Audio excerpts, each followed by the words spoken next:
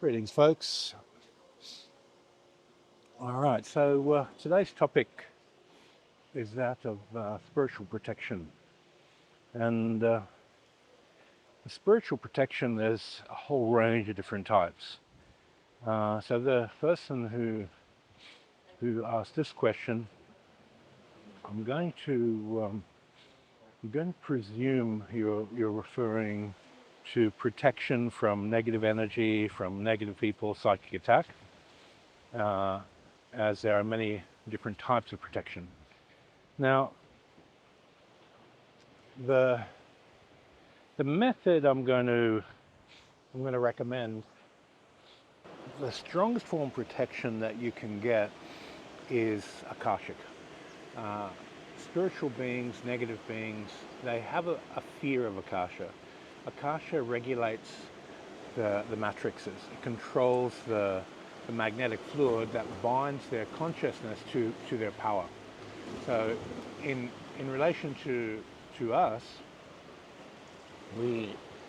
our consciousness, our spirit, is bound to the physical and astral body through the mental astral matrix. Gravity interacts with form through a physical matrix. There's the force of gravity, and then in order for the force of gravity to affect matter, it has a matrix which allows that energy to transfer and that force to be exerted.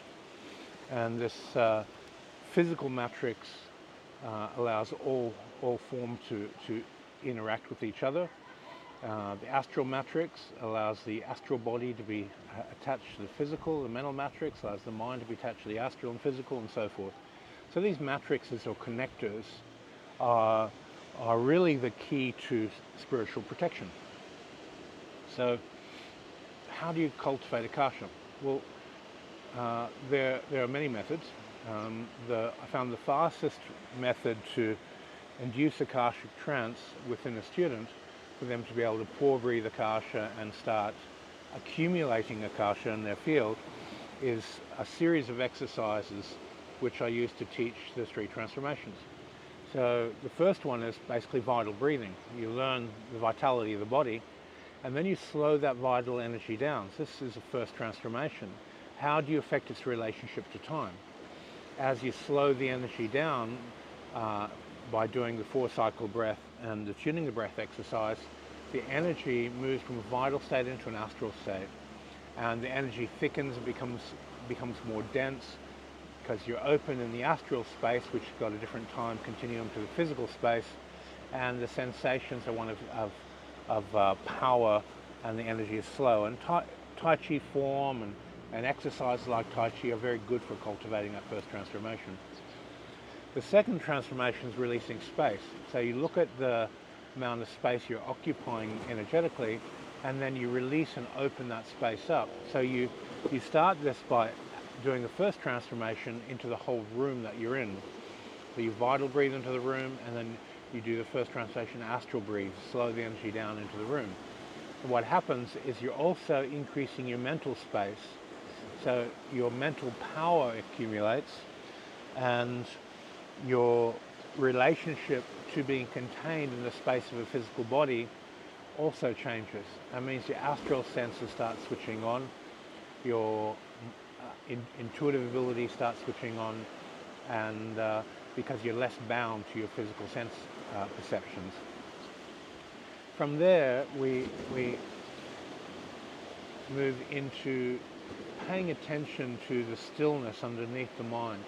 So you've done first transformation, methods of releasing time, second transformation, methods of releasing space, and then you pay attention to the stillness underneath the release of time, to the stillness underneath the release of space. And there's an infinity quality that exists. When you let the mind go in any direction, it feels like it infinitely wants to go that direction. And we have rocking exercises where you rock forward and backwards, and you let the mental body stretch out until you hit that infinity quality. We have circling exercises where the mind's, you're moving your balance around the edge of the balance, so you're doing a circular rocking exercise. Right on that edge you accumulate that stillness, and the mind just spreads. And these different Qigong exercises are designed to drop you into what we call Akashic trance by paying attention to stillness while testing the edges or the boundaries of your relationship between the mental, astral, physical body and the matrices, by softening those matrices out. Once you've got a sensitivity to this infinity quality, then you start pore breathing that infinity quality. And as soon as you start pore breathing that infinity quality, it reaches a pressure difference between body and mind, where the mind just drops into Akashic trance. And this is one of my preferred methods for accessing Akasha, because you can breathe this infinity quality directly into the matrices and you drop into Akashic trance very quickly. Once you're in Akashic trance, you can accumulate Akasha much more literally and start building a tolerance in your matrices to Akashic substance. And this tolerance allows you to be in an Akashic state where beings around you, if you open that level of Akasha, their mind power connection, the matrix between the two dissolves, so negative beings simply can't attack you. And you can create Akashic mirrors, protection, where if people have negative thoughts and negative intentions directed towards you, that it just reflects back into their own, through their etheric body, into their own soul, and they are on fire, they burn because they project negativity to you as a form of psychic protection. If you're a Buddhist, you would reflect compassion to them. You'd reflect Buddha's light, love, and one of the four divine abodes back at the person. So you'd use an alchemy to transform that energy, change state, and send it back to the person. My teacher recommended multiplying whatever they give you by 10 so they know not to do it, or know to do it. So if they send you positive vibes, you reflect an amplification of positive vibes. If they send you negative, you send an amplification of negative. And that was his suggestion.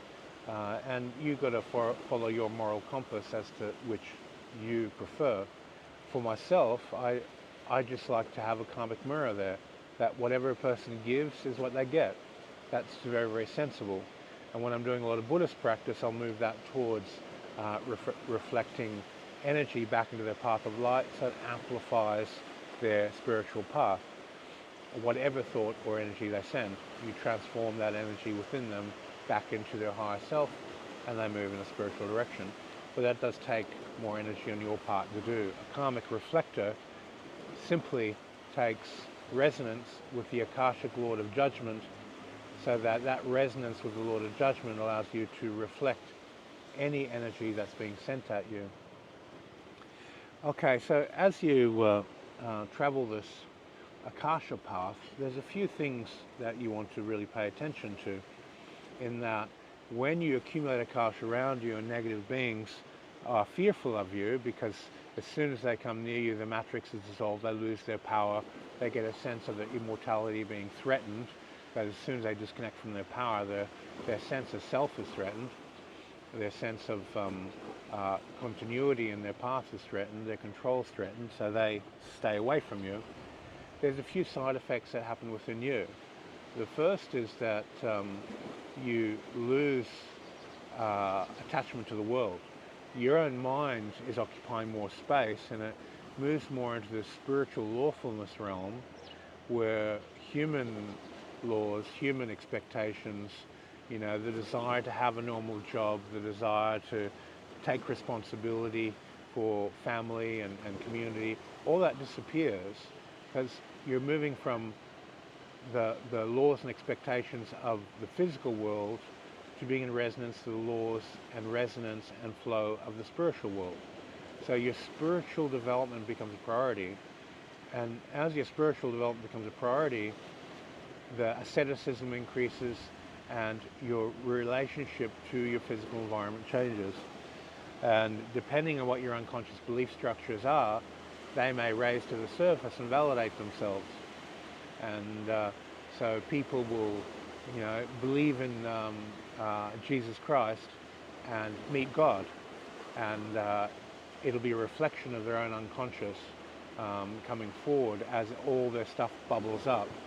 So there's a lot of delusion which takes place when you accumulate Akasha, because it's your own delusion, it's your own reflections of your own unconscious beliefs it's a self-validation of sorts as information energy rise and you become conscious of what you've been programmed to believe. So with the Akasha process, believe nothing, release everything, and look at everything in a lawful perspective. Don't attach to any views, any structures. The reality of spiritual growth is that you don't want to build fabrications of this is the way things are. You don't want to build beliefs about reality. You want to understand the causation and structure of reality and let it go, so you can move to the next level of understanding. If you attach or emotionally invest in a view, in a type of understanding, then you're not open to the next level of insight.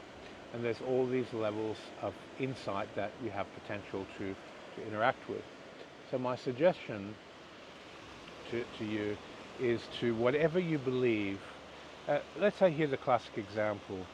You have a belief about non-duality, and as you interact with that belief, you emotionally invest and say, see, I knew I was right, I'm correct.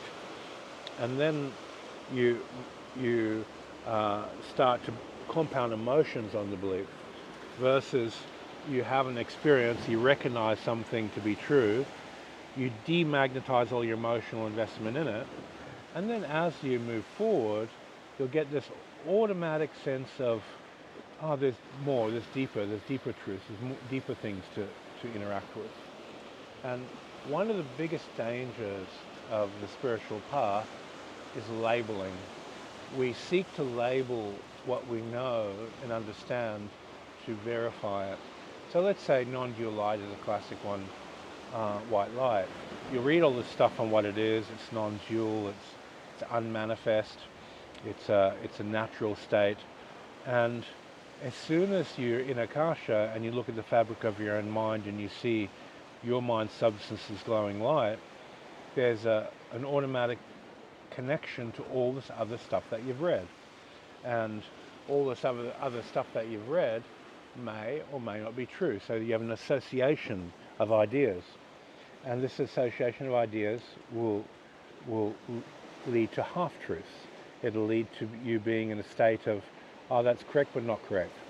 So what's very important with this process is that you don't attach labels to experiences, because people who label things and try and structure things too much are in half-truths. Universal laws can't be intellectually fabricated. They can't be cleanly and clearly identified because they're universal. We can in a limited way structure the nature of physics and engineering to build things, but the Akashic relationship to matter can't be intellectually digested. When you're in an Akashic state, it's sensible. When you're in a physical state, it's not sensible. So leave it where it is, document your experiences so that you can continue investigating them, but avoid the labels, because it won't do justice, and it'll waste a lot of your time trying to understand non-dual things with a dual mind. Okay, so back to the question about how to develop self-protection. Now, with self-protection, the first thing is accumulation of Akasha. So you've gotten your accumulation of Akasha, you put it through the matrices, you've closed the doors to beings coming in and out. Now you have to look at resonance. Now resonance is, let's say if you have anger issues, that tuning fork of anger is where negative beings can pass through the resonance with anger. The Akasha is not active in the moment that you're angry because you're not paying attention to it. The moment you feel a spiritual being coming in, then you can invoke that Akasha or reinforce a protective ritual that's meant to keep the beings out all the time, but your own anger would break that. And when your anger breaks your own protection due to the laws of resonance with a lower energy, then mindfulness is what has to come in to reset. So look at your black and white mirror and go, where are the cracks? Where are my weaknesses? Where can these negative forces sneak in when I'm out of mindfulness? And you've got to clean your black and white mirror. The next aspect of self-protection is the the center of gravity of the astral body. So your center of gravity of how you think, feel, and act, where is it? Because that's the door. If you keep it on a high ethical value, high ethical state, and you have doorkeepers that are of a spiritual nature there to protect you from yourself and from negative beings entering your field, then you're in a highly protected state. But in order to do that, you have to live the saintly path. And entering the saintly path, some people are destined for it, and other people are not. And then people like myself in the middle, just a gradual process of letting go of stuff. I live a worldly life, but at the same time, I'm moving towards a saintly path each year using the law of rhythm incrementally and exploring different aspects of my life. And as I explore different aspects and role play in those different aspects, I find I neutralize the karma and I can let them go and move forward very easily, gracefully, and just gently move forward towards the saintly path. So I utilize the law of rhythm in my personal journey to have experiences, master my relationship to them, and be released of them and move forward. And if you're doing your black and white mirror work, you may find that method will work really well for you, because I found it to be much easier than fighting negatives in denial of them. When you embrace something that you're attached to, you become master of it. If you fight something you're attached to, you create an opposition or polarity to it. So you can rhythmically move through the karma of your body, the karma of the environment you're in, your past karma that's come forward, and master these things and move forward in a more gentle rhythmic motion. Okay, the next aspect of self-protection is the people around you. The people you love, if they've got very strong weaknesses and you're open to them, you're open to their weaknesses, so their energy will leak through you.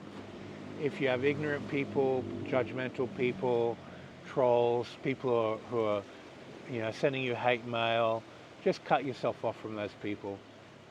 They're going to leak your energy and they're going to make you vulnerable to negativity because you'll buy into their nonsense. So protect yourself from the people around you. That means you basically got to select quality people to interact with and have quality friendships. The next aspect of self-protection is where you live.